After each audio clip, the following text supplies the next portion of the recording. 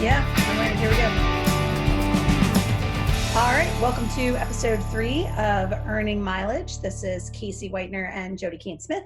Hi, Jody. We are coming to you via Zoom meeting right now and working together on our podcast for Clemson Road Creative. As you know, Clemson Road Creative is a digital, remote, completely remote company. And so we're sort of uniquely positioned to handle this crazy ass crisis that's happening right now. But a lot of people are not as willing to just jump right in. And so the topic for today's episode is unexpected entrepreneurship. And I actually fielded this question in my class at the Darla Moore School earlier this morning. One of my students wanted to know if I thought that this crisis that we're seeing was going to change the business landscape of the country, which to me, it's like, of course it is. Duh. Like, absolutely duh. But his specific question was whether or not we would see more people working remotely. And I think we can definitely address that in a future episode. But I told him, I think we're going to see a lot more entrepreneurship coming out of this. I think we're going to see people who have to become entrepreneurs because they are laid off, because their companies are not equipped to do remote work, because they're at home and they've got extra time. And I just think we're going to see a lot of ingenuity coming out of what we're experiencing right now. So that's my optimistic take on this. Yeah. What do you think? I also, I think there are going to be, when we're on the other side of this, there is going to be a little bit of trust lost in the old system. The system that, seemed okay until end of January, beginning of February, when this started ramping up, and then March hit and all of us were like, our system doesn't work. Right. So I think that loss of trust and loss of faith combined with, honestly, with millennials who I think have, in a lot of ways, millennials are looking for different ways to work. And then the upswing in the gig economy, what you're going to find when we're on the other side of this is a lot of people questioning the efficacy of the old way of doing things, and are going to say, how do we, protect ourselves, prepare ourselves for the next time something like this happens? Yeah. And, how do we build in those safety nets? And I think the charge is going to be led by entrepreneurs who are going to figure out how to do that. Yeah, I think so completely. So we've got some show notes for this particular episode. If you look in the notes down there on the YouTube channel, you'll see the link to our website, it's clemsonroad.com, and the blog there that has all the show notes for this particular episode. And so you'll see the agenda for today. We're going to talk about how do people become entrepreneurs? Like, how do you get here? You and I both have unique sort of stories. You drug me in kicking and screaming. Yeah, well, it's interesting because I don't know. There's all these studies that are like, did you start your first business when you were in elementary school? You're going to be an entrepreneur. And I'm like, what? Nobody does that. Like, I mean, I think there might be a small percentage of the population that has like always been an entrepreneur. But I think that a lot of people are accidental entrepreneurs. Like, they just didn't even expect this was going to be a thing. And then we're going to talk about problem solvers. So how people come up with solutions and whether or not your company adopts them. And if they don't, then how are you going to create a business around it, right? And then we're going to talk, you said it already, the gig economy. Everybody's gigging right now. And it's interesting, I think, because the gig economy is really driven by people wanting to make extra money because their regular jobs are unsatisfying, right? And it's really this side hustle concept. And the side hustle is the thing you're doing while you're doing something else to get your full-time employment and your full-time benefits. Something you said earlier that kind of, I think, is worth unpacking is that the traditional employment, we depend so heavily on it for things like retirement savings and healthcare and a kind of stability, right? And we're now seeing that system wasn't as stable as we thought it was. And so I think as people who have been building this side hustle gig mentality where they're also working some other things, when that instability occurred, they were okay with it. But the people who had nothing else, the only thing they had was that one job and that one, source of stability. I think those are the people who are probably struggling the most right now, and in the future are going to be struggling the most as we realize that this instability is not going away. Yeah. Well, and honestly, the gig economy has become, and entrepreneurship has become such an important part of the workforce in the United States that this latest stimulus package that hopefully will come to a vote soon actually includes verbiage for the gig economy. Right. It includes those Uber drivers and, um, honestly, people like me who are freelance writing while working for a startup. And I guess we're not really a startup anymore. I keep calling us that because in my mind, we're still babies.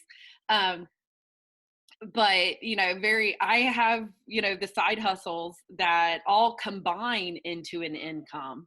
Right. But you take one part of that away and things get a little sketchy on my end financially. Yeah. So I think with what we're seeing right now is exactly how people get there. Like, how do people get there with, as far as getting to entrepreneurship? Sometimes it is out of necessity. Sometimes it is because, we either what we thought was what plan A was just thrown so off kilter you couldn't recognize it afterward. Right. Um, or out of for me personally, it was i I so hated my last job before this, before I started writing full time, before I started working with you. I hated it so much, I regularly described it as soul sucking. Hmm. And that's what it pretty much was doing. And I could not, for it started to affect my physical health. And so I couldn't do it anymore because I hated it that badly. Yeah. Um, so I I had that. Yeah. had to leave. I had that exact experience, right? So, and this is when you and I met, we had both walked away from that full-time eight to Yeah. five stability piece, right? And I think mine was a little bit reluctant. Like I probably wouldn't have completely walked away if my company hadn't told me we won't accommodate you. So Yeah. when we moved to Columbia and I said, well, I could always work from home. And they were like, we don't do that. We don't do work from home. And granted, this is back in 2012, and they were trying to say, well, we don't have a policy for that, right? And if Yeah. we let you do it, we have to let everybody do it. Well, It's a they whole better get kit. a policy for it now. I know, right? It's the can of worms scenario, right? Where it was like, well, Yeah. they didn't want to take on policy making because of one person, because of me. And that's fine. I'm sure at some point they figured something else out, but that's neither here nor there. Because when I got to Columbia and I started looking for real jobs, right, for 8 to 5 jobs, I had a few disastrous interviews where I finally realized that I didn't want that. I didn't want to be in somebody else's office working on somebody else's dream. And I read something that said, get busy building your dream before somebody hires you to build his. And I was Yeah. like, I was like, all right, let's do this. This Yeah. is the thing that we want. I want to work remotely. I want to work when I want to work. I want to be completely autonomous. And the only way to do that is to do it myself. And so, I just kind of got thrust into it. I did the same thing when we moved home to Mobile 4 years ago. I went on 3 interviews for positions that I thought I really wanted. Like, one was working for the film industry here in Mobile, for the city of Mobile, to scout locations and things like that. I was like, that's right up my alley. And then another was for artistic programs through a children's museum. That's right up my alley, that kind of stuff. But then when I would actually sit in the interview, I mean, there was one interview that the woman looks at me and she goes, Jody, she goes, I would love to hire you. You're not going to want to do what I actually need you to do. She goes, you are creative, you are a writer. And she goes, you need to pursue what, and I had like just met this one. She's like, you need to pursue what you want. And I need someone who's just going to do what I tell them to and not think. Yeah. And I was like, okay, well, I'm not your girl. Well, and And that we was the parted last. ways very amicably, but it was one of those like, oh yeah, I don't want to do that. Yeah. Another one was like, oh, the film industry was like, oh honey, this job is way beneath you. I actually need an administrative assistant. I don't need someone who's going to think. Right. And I was like, holy crap, then like call the job what it is before I come in. Yeah. And so after that, I think that was the last one I actually interviewed for, because after that I was like, nope, I'm just going to stay the course because I can't deal with these people anymore. Yeah, and that was the exact experience I had. I went to Charlotte, and this guy was building his own business, and he offered to let me come in and be a coach, basically a consultant through his consultancy. And he finally looked at me across the table and he's like, "Why would you work for me when you could build this yourself? You can build exactly what I do all by yourself." And I Yeah. was like, "Huh. Well, let's get on that." And that Yeah. was 6 years ago, right? And so now here I am 6 years in trying to build really what the model that he set out for me, right? Yeah. So I started out, I went and worked in a consultancy. I looked at what does the consultancy actually look like? And then as you and I started kind of teasing out, okay, if you're going to be a consultant, how does it look to be a consultant? What is the actual product that you're creating as a consultant? Here's this methodology. And then it was like, hey, why don't we teach other people how to do this? Like we know how to do it. And so Clemson Road has just evolved over this time period as we've learned more about ourselves and about what was available to us. So I think Well, I a lot think of what people we've comment. done is we finally, through some trial and error and through this evolving of the different skill sets that we have, I think what we finally did was we figured out the problem that we need to solve that cannot be solved by someone else. At least not at this time, it's not being solved by someone else. And so we figured out that the issue in our business, like our industry of consulting and small businesses, especially women driven businesses, that what we're finding are people with a lot of really great ideas but are overwhelmed by how to move that idea forward and how to actually shape it and form it into a real business. And so I think that's what we did is we figured out what problem actually needs to be solved. And I think some people skip over that step and don't realize that if you're in the, even just look at restaurants, honestly, restaurants are solving a problem. The problem the customer has when they walk in the door is I'm hungry, I've had a hard day, I need a burger and something with alcohol in it. And that restaurant solves that problem. If we didn't have hunger, they wouldn't exist. And so it really can be that easy. It can be that simple. But so I think it goes back to when we said, like, how do people become entrepreneurs, right? If you got laid off and you're sitting there wondering, like, well, what can I do for other people? Like, what's my skill set that I can sell? Because that's really where I was at in 2012. It's like, okay, well, I know I can do all these things, but who's going to pay me to do these different things I can do? And I think that's, especially with women, one of the challenges that we have because they have so many skills. And if you've got a long corporate career, like you and I both had pretty decent sized corporate careers, 8-10 years, you have a whole spectrum of skills. So which of those skills are you going to focus on to build a business? And I think when we started as entrepreneurs, you look at yourself, like, how can I make a living? But that's not the view. It needs to be the other side. Like, to your point, what's the problem that's sitting out there that I am uniquely positioned to solve? And if I can find that problem and create the solution for it, now I have a product or I have a service that I can actually sell. Yeah. Two of my favorite problem solving businesses are two businesses I would never get into. One is the whole business of a dog walker.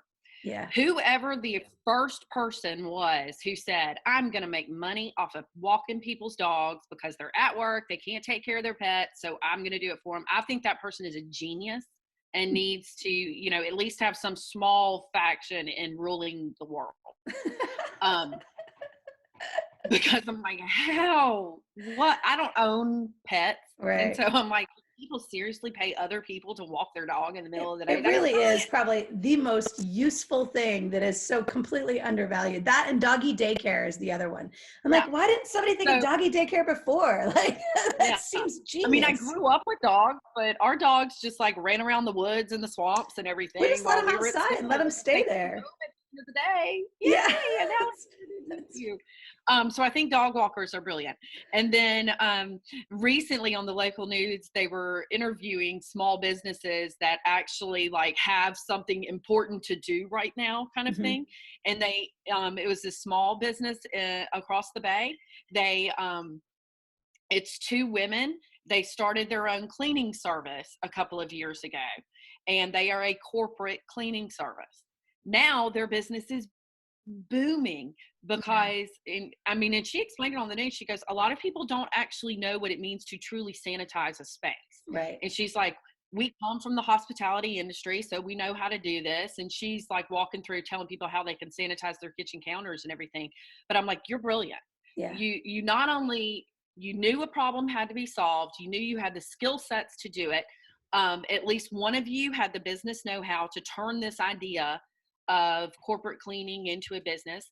And then when opportunity knocked and you said, oh my Lord, this is the sci-fi virus that we've always been afraid of. She jumped at the chance to put her business out there. And so I was like, there's people probably underestimated her a lot in her life. And I don't know who this woman is. I can't remember the name of the company. But I say good on her because. Yeah, well, and it's exactly to your point. It's about, first of all, it's solving a specific problem, and then it's recognizing in an era when that problem becomes an urgent problem that other people desperately need solved. And we have a similar opportunity coming up, hopefully around the corner, as we're talking about managing remote employees and how do we help companies organize their remote employees and teach their managers really what to look for from a productivity perspective. So more on that in a future podcast and a future episode, but this was cool. So I definitely think we're going to see more entrepreneurship. Good on you if you're out there thinking about, you have this idea for a company, but just make sure that you're looking for what is the problem that you plan to solve, because really that's the difference between having a hobby and having a company. There's nothing wrong with making soap and with knitting hats and selling these things at farmers markets. There's nothing wrong with that. Those are great hobbies that you can learn to monetize. But in terms of building a company that you can actually grow and scale, you're going to need to find a specific problem that you're capable of solving, and a service and a product that can do it. So, all right, man, that's it. We're out of time. Yeah. I had one more. Oh yeah. My last thought on this is, when you decide this is the problem and it needs to be solved, this seems silly, make sure you're not the only one with the problem. I've had a lot of people come to me and go, I have this great idea, Jody, or I've got this wonderful idea for a book. We should write it together. And then they pitch me the idea and I'm like, that's the dumbest thing I've ever heard. No. Who would read that? Yeah. I know. We need a whole episode. We need a whole episode on who would buy that. That you look beyond yourself and you actually look into your community. Start there. Look into the tendrils of your community and see, is this an actual problem that's going to have a customer base, right? Or is it just me? If it's just you, then sorry. Right. I agree. So in a future episode, customer validation, which is all about figuring out who you're trying to sell to. So absolutely. Okay. This has been Clemson Road Creative, Earning Mileage. This is Jody and Casey. We're grateful to you for watching. Thanks for becoming a subscriber. We're glad to have our subscribers on board with us. You can go out to our website. It's clemsonroad.com and get the show notes for this and other episodes. Thanks again for being here. Good to see you, Jody, as always. Stay safe out there, people. My kid down for a nap. He's supposed to be asleep. Yeah, that's okay. Things are all a little wacky for everybody right now. All right, we'll see you all. Stay safe out there.